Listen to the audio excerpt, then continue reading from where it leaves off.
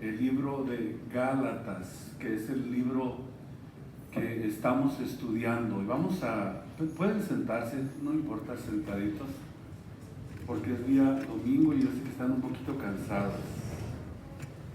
Y vamos a continuar con nuestro estudio en el capítulo 2 del libro de Gálatas.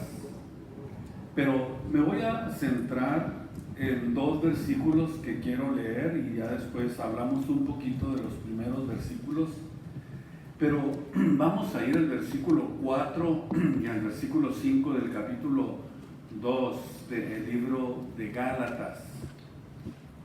Porque quiero hablar de la libertad en Cristo. Esta es mi segunda enseñanza acerca de este tema. Y he podido leer el libro de Gálatas algunas veces y cada vez que lo leo me doy cuenta cuál era el enfoque del apóstol Pablo cuando escribió esta carta a las iglesias, no a la iglesia de Gálatas, sino a las iglesias de Galacia o de la región de Galacia, que por lo menos eran 3 iglesias a las que les escribe. No sé si serían más, pero la Biblia habla solamente, creo que de 3 o de 4. Muy bien, no importa cuántas sean, pero lo importante es que él en todo el libro de Gálatas está hablando de la defensa del Evangelio y por supuesto poniendo muy en alto el Evangelio de Jesucristo en contra, o pudiéramos decir versus, la ley de los sacrificios que fue dada a Moisés en el monte Sinaí. Y en el versículo 4 del capítulo 2 dice: y eso por causa de los falsos hermanos que se entraban o se metían secretamente para expiar nuestra libertad que tenemos en Cristo Jesús, para ponernos en servidumbre, es decir, para buscar la forma de regresarnos a la servidumbre, al estilo de vida que antes vivíamos, o en este caso, poner en servidumbre aún a los gentiles, tratando de imponerles la ley de los sacrificios establecida por Moisés en el monte del Sinaí, a los cuales, versículo 5, ni aún por una hora cedimos sujetándonos, es decir, no dimos tregua atrás, para que la verdad del Evangelio permaneciese entre vosotros. Aquí vemos entonces pues cómo la defensa del Evangelio fue efectivamente la carta magna, que es conocida también de esta forma, la carta a los Gálatas, que naturalmente está enfocada en hablar de lo que Cristo hizo, libertándonos de la ley de los sacrificios y de las fiestas, para traernos a la libertad que ahora es en Cristo Jesús. En el versículo 1 habla el apóstol Pablo, donde dice: después pasados 14 años, dice, volvió nuevamente con Bernabé a Jerusalén juntamente con Tito. Está hablando del periodo de tiempo que pasó después de su primera visita, que está registrada en Gálatas 1:18. Es decir, después de la visita que tuvo a los 14 años, después de esa primera visita, volvió a regresar a Jerusalén. Hasta aquella que se refiere aquí el apóstol, naturalmente, cuando él dice, después de que pasaron 14 años de la primera visita que hice a Jerusalén, dice que fue con el motivo de la convocación que se llevó a cabo en un concilio en Jerusalén, que está registrado en el capítulo 15 del libro de los Hechos. Si ustedes leen el capítulo 15 del libro de los Hechos, ustedes van a encontrar que el apóstol se está refiriendo precisamente a esto que sucedió en el capítulo 15. Entonces dice el 15:1 del libro de los Hechos: algunos que venían de Judea enseñaban a los hermanos que si os circuncidáis conforme al rito de Moisés, no podían ser salvos. Gálatas está enfocado precisamente en esto. Al parecer, la razón de este concilio estaba centrado precisamente en esto que estaba sucediendo, que los judaizantes estaban buscando la forma de imponer algo en lo que se puede notar más enfocaban. ¿Qué era? En lo que más estaban enfocando y lo que más atacó el apóstol Pablo en el libro de Gálatas: la circuncisión. Muy importante que tengan esto en su mente.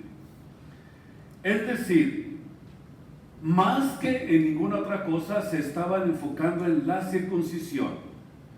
Probablemente ya no en los sacrificios, porque ellos eran, ¿cómo se dice?, cristianos entre comillas. Pero su enfoque era la circuncisión. Así que versículo 2: suscitada una disensión y contienda no pequeña, es decir, una bronca muy grande, es muy posible, Pablo y Bernabé contra ellos determinaron que subiesen a Pablo y a Bernabé a Jerusalén, y a algunos otros de ellos, a los apóstoles y a los ancianos, sobre esta cuestión. ¿Sobre la cuestión de qué? De la circuncisión. Quiero que ustedes me vayan siguiendo muy detenidamente para poder entender lo que sucedió en este concilio. Ellos pues, habiendo sido acompañados de la iglesia, pasaron por Fenicia, Samaria, contando la conversión de los gentiles, y daban gran gozo todos los hermanos, porque Dios había levantado a un apóstol a los gentiles. Pero lo más impresionante, no sé si decir lo más ridículo, por decirlo así, que ellos estaban tratando de imponer algo que contenía la ley de Moisés a los gentiles. Imagínense ustedes que no sabían absolutamente nada de la ley de Moisés, porque la ley fue dada única y exclusivamente al pueblo judío. Y este era precisamente el dilema que el apóstol Pablo estaba enfrentando junto con estos acompañantes de él. Y dice el versículo 4 que cuando llegaron a Jerusalén fueron recibidos de la iglesia, de los apóstoles y los ancianos, y refirieron todas las cosas que Dios había hecho con ellos. Mas algunos de la secta, ahí están los religiosos, de los fariseos, que habían creído, aparentemente, se habían convertido a Cristo, se levantaron diciendo que es menester circuncidarlos y mandarles que guardasen la ley de Moisés a los gentiles. Imagínense, pudiéramos decir, la gran controversia que se debió de haber levantado después de haber visto este tipo de contraste entre los que decían ser judaizantes y la nueva libertad que ahora nosotros conocemos en Cristo Jesús. Y se juntaron los apóstoles y los ancianos para conocer de este asunto, de este negocio. Y habiendo habido grande contienda, escuchen ustedes, no fue algo simple, no fue algo sencillo para poder lograr que se mantuviera el evangelio, para poder lograr que se mantuviera la predicación de la libertad que ahora tenemos en Cristo Jesús, porque la intención levantándose en contra del evangelio, de la gracia de Cristo, era regresar nuevamente a la esclavitud a la que los judíos se habían sometido, y muy importante, algo que nunca pudieron cumplir al pie de la letra. Eso lo vamos a ver un poquito más adelante. Habiendo habido una grande contienda, entonces dice que se levantó el apóstol Pedro y les dijo: varones hermanos, vosotros sabéis, como ya hace algún tiempo, que Dios escogió que los gentiles oyesen por mi boca la palabra del evangelio y creyesen. Y Dios, que conoce los corazones, les dio testimonio, dándoles el Espíritu Santo también como a nosotros, a los gentiles. ¿Quiénes eran los gentiles? ¿O quiénes son gentiles? Los que no pertenecen al pueblo judío. Y ninguna diferencia hizo entre nosotros y ellos, purificando con la fe sus corazones. Ahora pues, ¿por qué tentáis a Dios poniéndoles sobre la cerviz de los discípulos yugo que ni nuestros padres, escuchen ustedes, ni nosotros hemos podido llevar? Es decir, la ley de Moisés nunca logró introducirse a la vida de los creyentes, al pueblo judío, de una forma en que pudieran ellos decir que guardaban la ley de Moisés al pie de la letra. Fue algo que nunca nadie pudo llevar a cabo, pero sin embargo estaban tratando de imponerlo a un pueblo que ni era judío, ni había recibido la ley de Moisés, y también que ignoraban todas las enseñanzas que Dios les había entregado a los judíos en el monte Sinaí. Esa es la razón de la grande contienda que se levantó. Esa es la razón por la que se levantó este concilio, porque se había hecho una gran guerra, porque los judaizantes iban detrás de Pedro, detrás de Pablo, detrás de Tito, detrás de Bernabé, enseñando lo contrario a lo que ellos iban enseñando. Es decir, se convirtieron en una piedrita en el zapato de los apóstoles, contrariamente a lo que es la gracia y la libertad que ahora tenemos en Cristo Jesús. Vamos a seguir. Decíamos que en el versículo 10 están tratando de ponerles un yugo que ni nuestros padres pudieron llevar. Es claro lo que está diciendo aquí el apóstol Pedro. 11. Antes, por la gracia del Señor Jesús, creemos que seremos salvos, como también ellos, como también los gentiles. Entonces toda la multitud cayó y oyeron a Bernabé y a Pablo que contaban cuán grandes maravillas y señales Dios había hecho con ellos entre los gentiles. Y después que hubieron callado, Jacobo respondió diciendo: varones hermanos, oídme. Simón, es decir Pedro, ha contado cómo Dios primero visitó a los gentiles para tomar de ellos pueblo para su nombre. Y con esto concuerdan las palabras de los profetas, es decir, era algo que también había estado profetizado desde el principio. ¿Cuándo es el principio? Desde el principio, desde el día que Dios llamó a Abraham. ¿Cuál fue la promesa que Dios le dio a Abraham? En ti será bendito el pueblo de Israel. ¿Solamente? No. En ti serán benditas todas las naciones, todo el mundo, por todos lados. La gracia de Dios alcanzaría un día al mundo entero, y todo fue un plan de Dios desde el principio.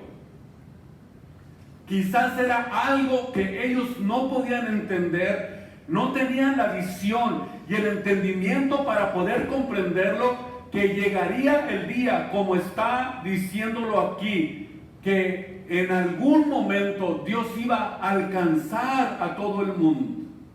que se iba a ir a los que no eran su pueblo, que se iba a extender hasta el pueblo que no era su pueblo, que se extendería hasta aquellos que no tenían parte ni suerte en las promesas de Dios, en la ley de Moisés, en las enseñanzas. Y el día que Cristo viene a esta tierra, es ahí donde comienza realmente a extenderse esa promesa hecha a Abraham. Y ahora nosotros también somos hijos de Dios por la fe de Abraham, que Dios lo llamó desde el principio. Así que somos hijos de Dios por la fe de Abraham. Por la fe de Abraham. Ahora los gentiles somos hijos de Dios.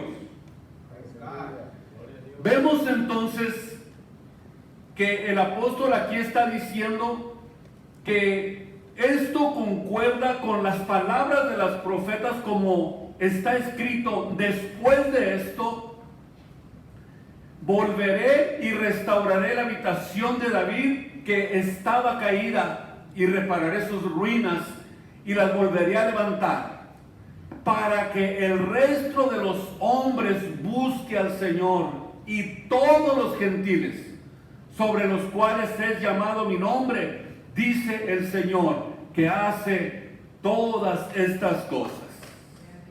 Entonces conocidas son a Dios desde el principio todas estas obras, por lo cual yo juzgo que de los gentiles se convierten a Dios, no han de ser inquietados, sino escribirles que se aparten de las contaminaciones de los ídolos, de la fornicación y de lo agado y de la sangre, porque Moisés desde los tiempos antiguos tiene en cada ciudad quien le predique en las sinagogas, donde es leído cada sábado.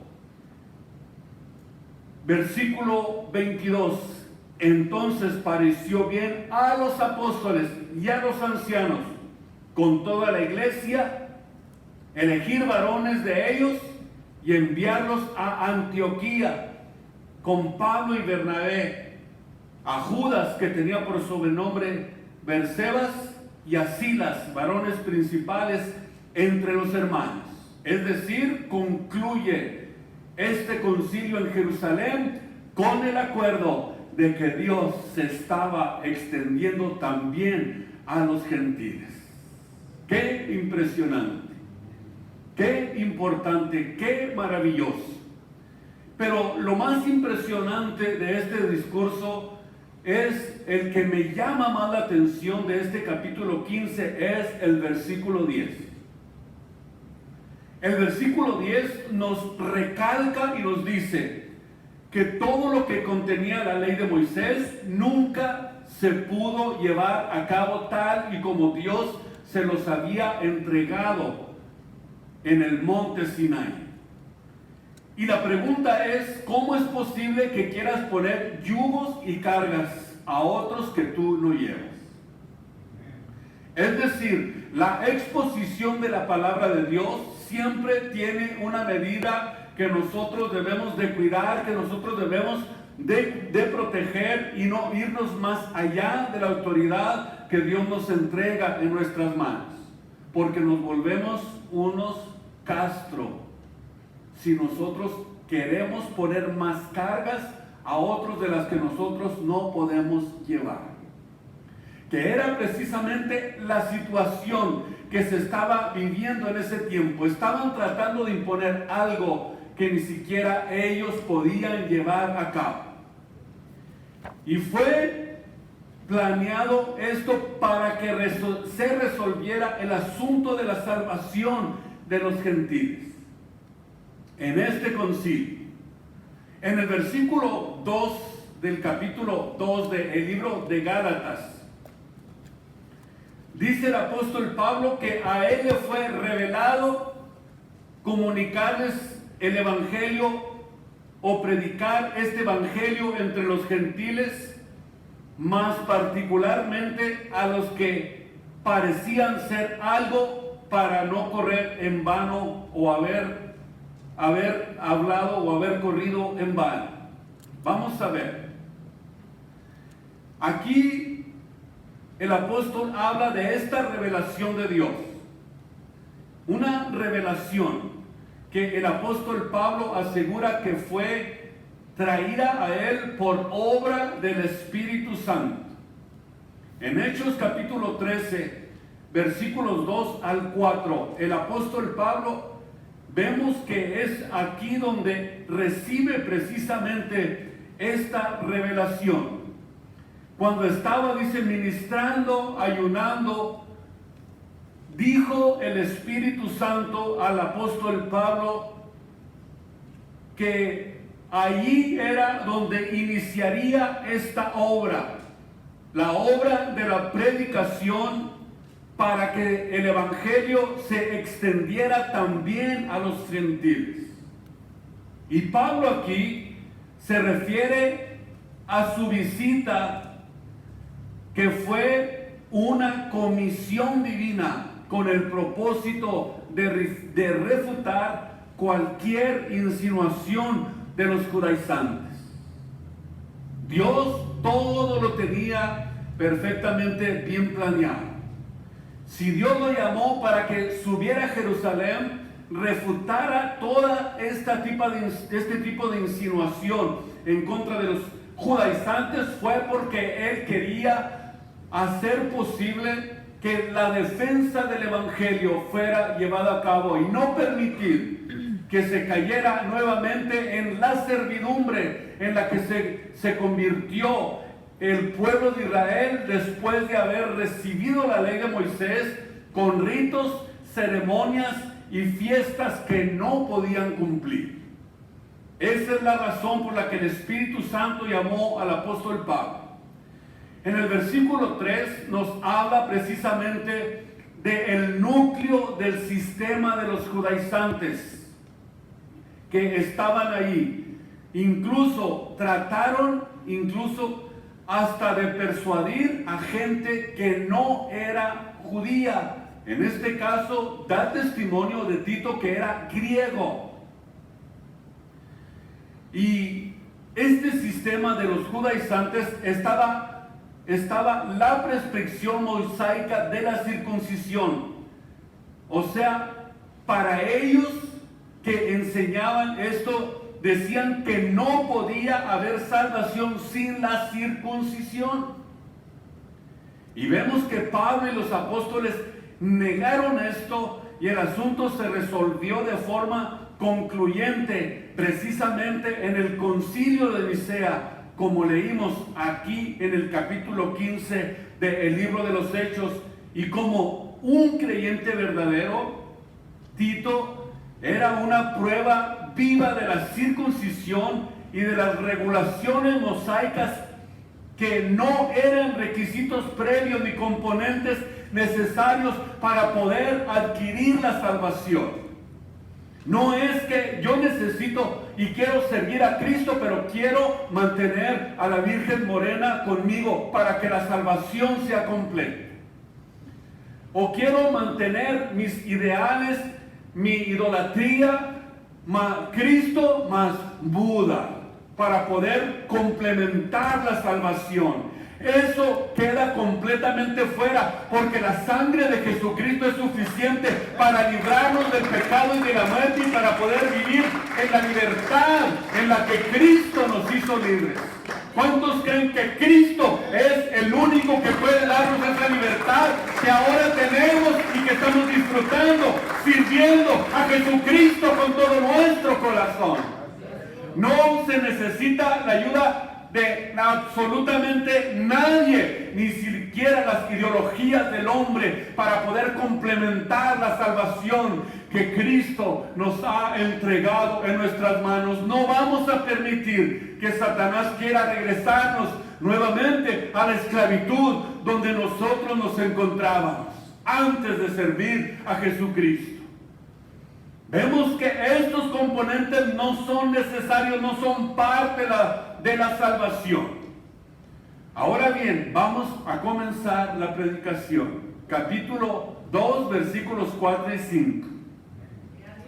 Porque vamos a hablar precisamente de la libertad en Cristo Jesús. Cristo nos liberó absolutamente de todo aquello que va en contra de la verdad absoluta, que es la Biblia, la palabra de Dios. La Biblia es la verdad absoluta, no una verdad, sino la verdad absoluta. Versículos 4 y 5. Que por esta causa vemos, dice el apóstol Pablo, los falsos hermanos que se metían secretamente como espías a la iglesia. Es decir, los judaizantes que pretendían ser cristianos verdaderos, que son los más peligrosos, era el problema que su doctrina, al profesar la lealtad a Cristo, esto era algo opuesto al judaísmo tradicional. Y siempre ustedes van a encontrar que la Biblia, siendo la verdad absoluta de Dios, siempre va a estar opuesto el Evangelio a lo que nosotros antes conocíamos. Es algo muy normal que nosotros al venir a la Biblia, a la palabra de Dios, encontremos este tipo de oposición, porque la verdad absoluta es capaz de liberar a cualquier creyente del estilo de vida tradicional que antes vivía sin Jesucristo, como lo fue precisamente en toda esa región de Galacia. Y esto por exigir la circuncisión y la obediencia a la ley mosaica como requisitos imprescindibles para la salvación. Algo naturalmente que es opuesto al cristianismo. Espiar, esta palabra griega evoca la imagen de espías o traidores que entran sigilosamente, es decir, que entran discretamente al campamento enemigo. Los judaizantes eran como agentes encubiertos de Satanás, nuestro adversario, enviados al seno de la iglesia para tratar de sabotear el evangelio de la gracia de nuestro Señor y Salvador Jesucristo. Es decir, el evangelio verdadero, el evangelio de paz, el evangelio de liberación, el evangelio que nos hizo libres. Con la intención naturalmente de expiar, dice el apóstol Pablo, escuchen ustedes, con la intención de expiar nuestra libertad que tenemos en Cristo Jesús. Porque es muy común que cuando una persona comienza a conocer la Biblia, no falta quien venga a expiar la libertad que está recibiendo en Cristo y decirle, pero ¿cómo es posible que vas a dejar la tradición de tus padres, de tus abuelos, de tus antepasados? Es muy común. ¿Por qué? Porque cuando la verdad llega a nuestras vidas, naturalmente hay un enemigo que se levanta buscando la forma de que no salgas a la libertad a la que Cristo te llama, y busca la forma de regresarte nuevamente para que entres en la esclavitud en la que tú antes vivías sin conocer a Jesucristo. Y esta era precisamente la intención, expiar nuestra libertad que tenemos en Cristo. O sea, que los cristianos somos libres de la ley como medio de salvación. Y somos libres no solamente de la ley, sino que fuimos libres también de la idolatría, de las ceremonias paganas, de las regulaciones externas, como la forma de vida y de sus maldiciones, por desobediencia a la ley. Es decir, una maldición que nuestro Señor Jesucristo cargó en la cruz del Calvario. ¿Sabían ustedes esto? Y lo hizo en representación de cada uno de nosotros. Gálatas capítulo 3, versículo 13. Ahí está establecido claramente, donde dice que Cristo nos redimió de la maldición de la ley. De allí precisamente nos sacó Dios. ¿Y qué es lo que está tratando nuestro adversario, Satanás? Que esa maldición de la que Cristo nos liberó, insiste en que la necesitamos para la salvación. No los veneramos, nomás los adoramos. Es algo que necesitamos comprender. Sin embargo, esta libertad, no es una licencia para pecar, de acuerdo a Gálatas capítulo 5, versículo 13. No debemos de usar esta libertad, dice el apóstol Pablo, esta libertad como ocasión a la carne, es decir, a todo lo que contenía la ley de Moisés. Y Romanos capítulo 6, versículo 18 nos dice claramente que libertados del pecado, nosotros hemos sido hechos siervos de la justicia. Y el apóstol Pedro, en 2 de Pedro 2:16, dice: como libres y no como teniendo la libertad por cobertura de malicia, sino como siervos de Dios. Y en el capítulo 8 del libro de San Juan, versículo 32, la Biblia nos dice claramente que llegando la verdad a nuestras vidas, el día que tú comiences a conocer la Biblia, dice: y conoceréis la verdad, y la verdad, ¿qué es lo que viene a ser? Nos hace libres de la idolatría, libres del estilo de vida que vivíamos, libres de la forma de vida en la que nosotros nos estábamos desarrollando, aunque no éramos pueblo de Israel, pero estábamos en la idolatría. Estábamos bajo el yugo romano que se impuso durante siglos en nuestro país. Comenzando por el virreinato, que duró más de 300 años. Imagínense ustedes que nosotros no éramos ni siquiera católicos por elección, éramos católicos forzados. Porque no era una elección. Y luego todavía nuestros padres manipulándonos.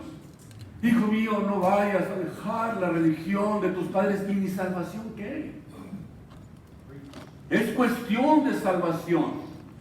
Es cuestión de que yo quiero ser salvo de la ira de Dios. Yo quiero entrar al reino de los cielos. Aquí no hay ley, aquí no existe absolutamente nada, porque la salvación es algo precioso que tenemos que conocer. Por eso dice: y conoceréis la verdad, y la verdad os hará libres. La verdad nos libertará. Y en el versículo 36 dice que si Cristo nos libertare, entonces seremos verdaderamente libres. Juan 8:36. Seremos verdaderamente libres. Y esto nos lleva a reflexionar sobre el concepto de la verdadera libertad que hay en Cristo y su concepto. Y que muchas veces entendemos solamente en términos materiales o sociales esta libertad, pero lo que en realidad, según nuestro Señor Jesucristo nos dice, tiene un significado mucho más profundo en estos dos versículos del capítulo 8 del libro de San Juan.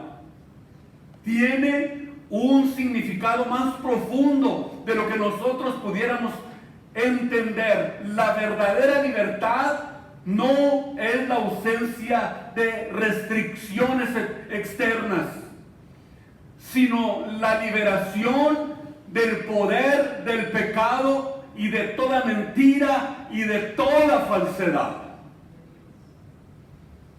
de toda idolatría, de todo egoísmo, de todo aquello que va en contra de la obra de Dios, de lo que Dios está haciendo en nuestras vidas. Somos libres de la esclavitud emocional y la opresión espiritual en la que nosotros nos encontrábamos. Por eso ahora en Cristo Jesús somos libres. Ahora podemos entender esa libertad porque nos libró de la idolatría, nos libró de la falsedad, de esa esclavitud emocional en la que nuestros padres querían mantenernos cautivos. Pero hoy vamos a explorar de una manera un poquito más profunda esa libertad. Esa libertad que solamente Cristo pudo darnos. La libertad que Cristo nos ofrece no es un concepto superficial y ni siquiera es un concepto momentáneo. Es decir, no solo para experimentarlo mientras estemos aquí en esta tierra.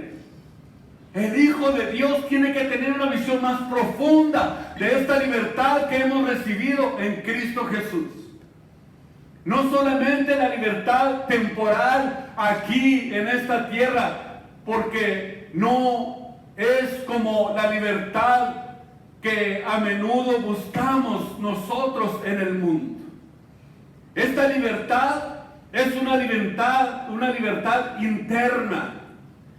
Es una libertad que no solamente está trabajando dentro de nosotros, sino que está en una proporción que nos está llevando para entender lo que existe a nivel eterno. Todo lo que Dios contiene, todo lo que Dios habla, no es para la vida temporal solamente.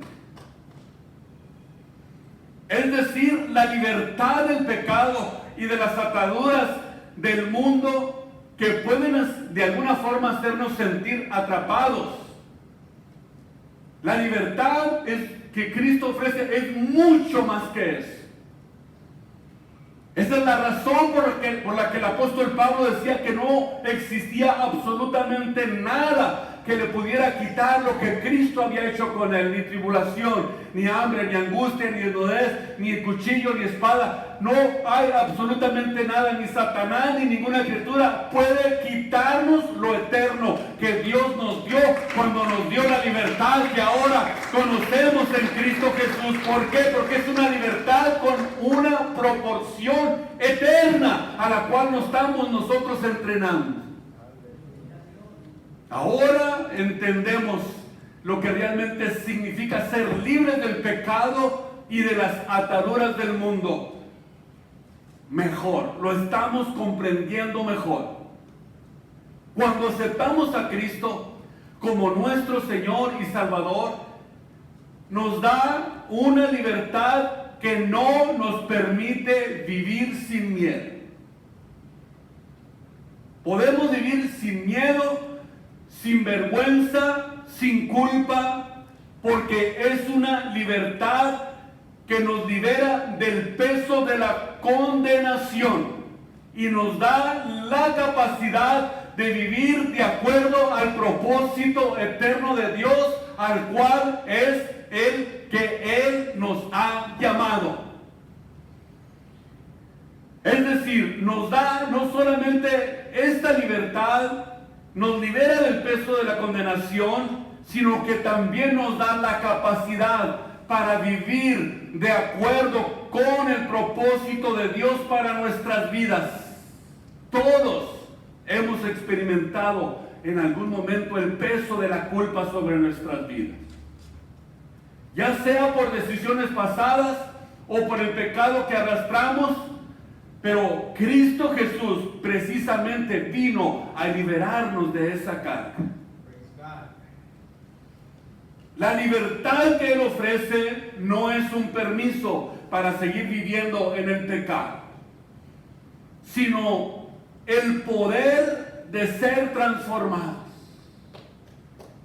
Escuchen, el poder de la transformación es el poder del Espíritu Santo que está en nosotros. Y dejar atrás, dice la Biblia, todo peso de pecado que nos asedia, todo aquello que nos ataca a través del sacrificio en la cruz del Calvario, es que nosotros fuimos perdonados y hechos una nueva especie conforme a Dios en justicia y en santidad de verdad.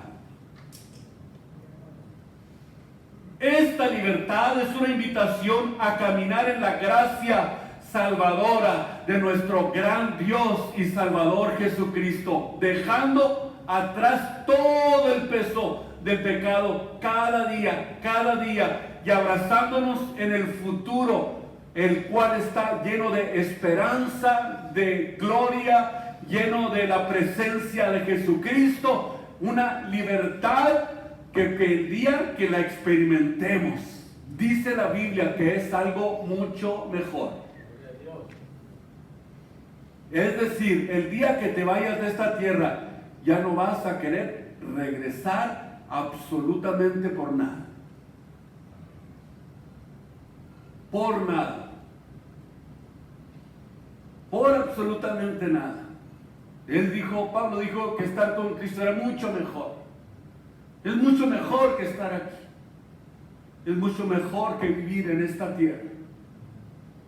Es algo sublime que no podemos entenderlo, pero lo creemos porque la Biblia nos lo enseña. La Biblia nos habla de lo que le espera a aquellos que aman la verdad, a aquellos que creen en Jesucristo, a aquellos que han entrado en la gracia salvadora del gran Dios y Salvador Jesucristo, al cual adoramos y servimos con todo nuestro corazón. No hay otro Dios, solamente Él es el único Dios verdadero. Aunque quizás el mundo pueda generarnos en algunas ocasiones algunos tipos de ataduras emocionales y mentales, preocupaciones, quizás ansiedades, miedos, quizás resentimientos, pero nuestro Señor y Salvador Jesucristo constantemente nos está invitando a que aprendamos a echar todas esas cargas en Él. Vean ustedes la diferencia. No estamos solos, o sea que Cristo está allí para fortalecernos, Cristo está ahí para ayudarnos. Si alguno hubiere pecado, abogado tenemos para con el Padre, a Jesucristo. Él está siempre presente, intercediendo para que nosotros cada día podamos entender que podemos servirle a pesar de lo que estemos pasando en nuestras vidas.